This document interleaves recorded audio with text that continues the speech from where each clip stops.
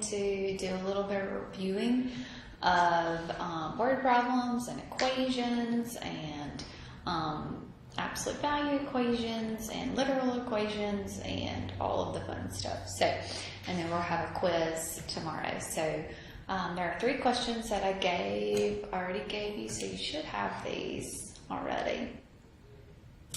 If not, here they are, possibly, maybe.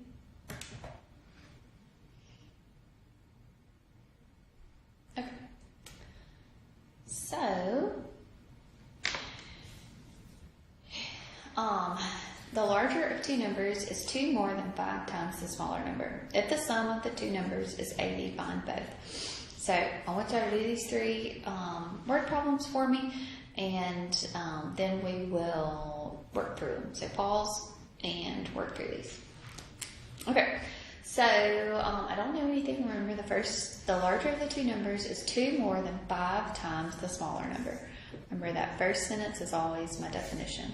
So, I have a small number and I have a large number. Do I know anything about the small number? I don't know anything about it, so that one's going to be my x.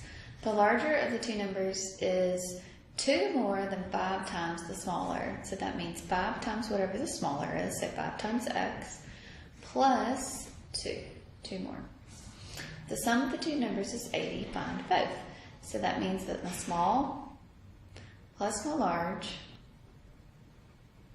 is 80. So that's x plus 5x plus 2 is equal to 80.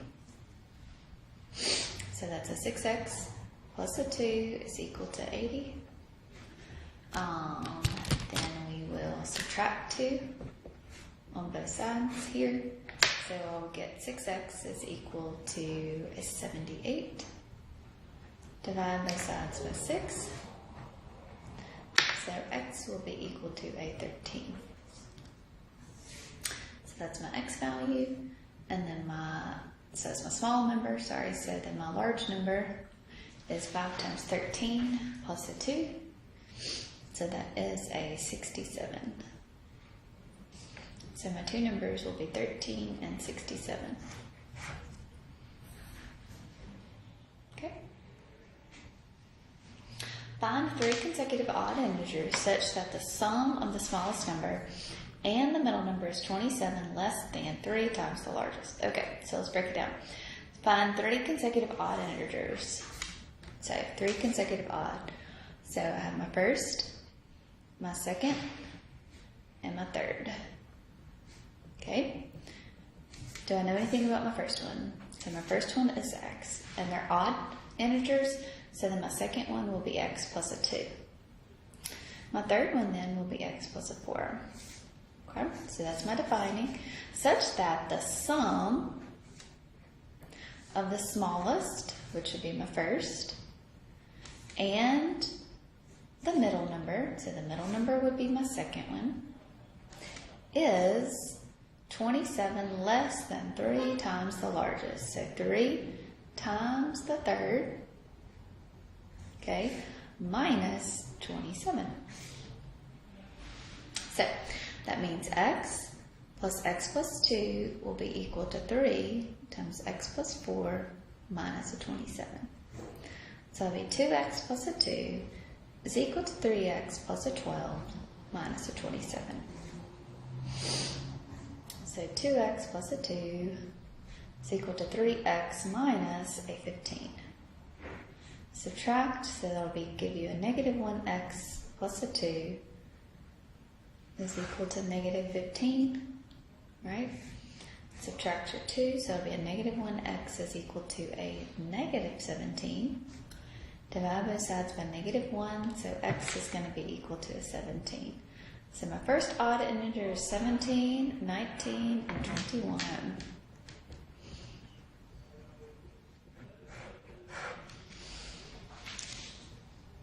Okay.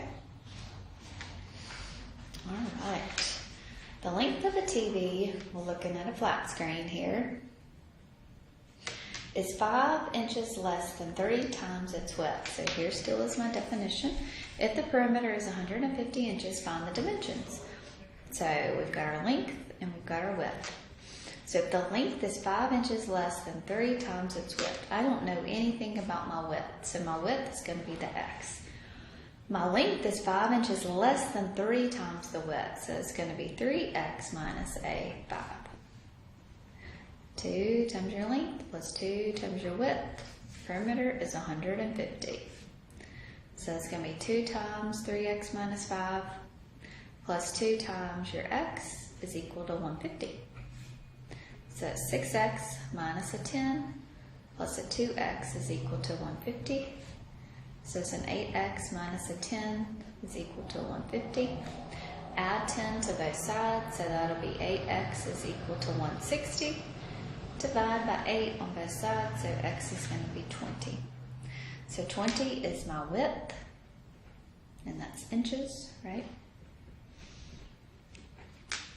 So 20 is my width, and my length is 3 times 20 minus 5.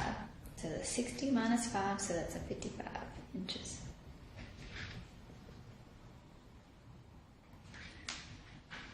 Okay? Okay. All right.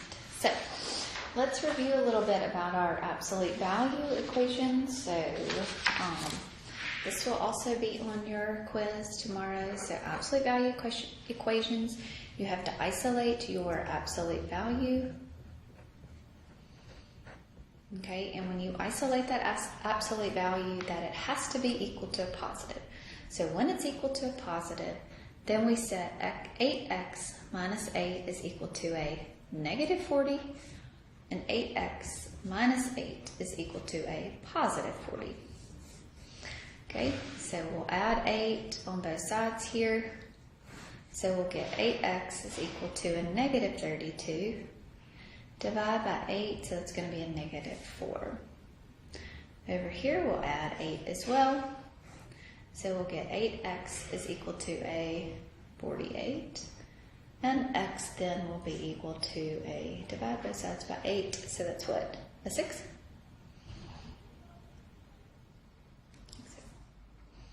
So we have negative 4 and a 6.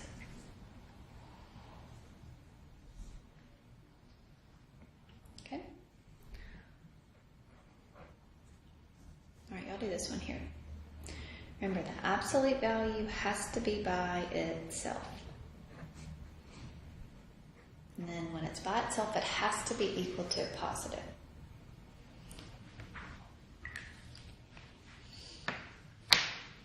Okay, so this one is not by itself. The absolute value has a negative 5 attached to it on the outside. Right? So we got negative 5 times that absolute value. So to get this by itself, we have to divide both sides by a negative 5.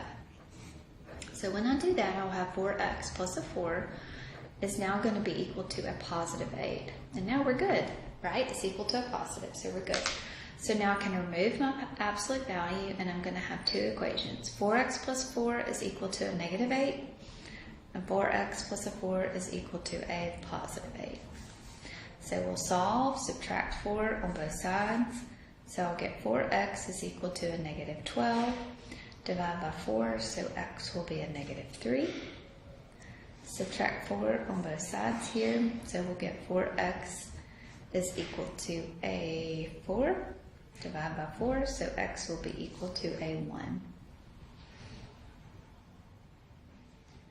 Okay, so absolute values have to be isolated. They have to be by themselves. Okay, so don't forget that. And when they're by themselves, then they have to be equal to a positive number. Okay? We also talked about, what is this one?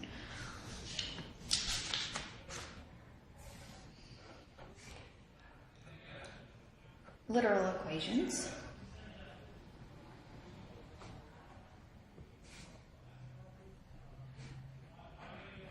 Okay, when we have literal equations, we are just rearranging.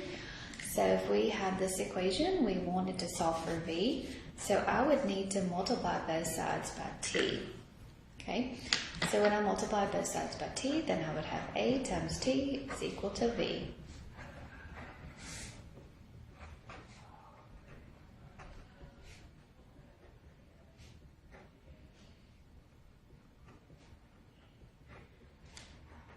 Okay, what about this one? If I wanted to solve this one for y, I would try to rearrange this equation. So the first thing I would have to do is subtract 2x on both sides.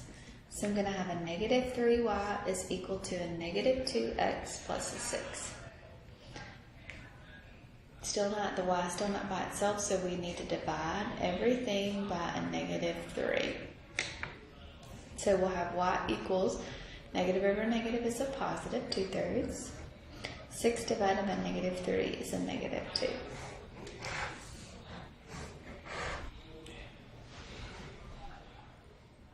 Okay. All right. We also had some proportions. And then we also just had some regular equations, but y'all did pretty good on the quiz on this, so just want to brush this up. So 5 times x minus 3 is equal to 2 times 4x plus 21. So 5 times x minus a 15 gets distributed to everything inside here. Distributed to everything inside here. So 8x plus 2 times 21, which is a 24, 42. Subtract 8x on both sides here. So we'll have a negative 3x minus a 15 is equal to a positive 2. Add 15 to both sides. So we'll get a negative 3x is equal to a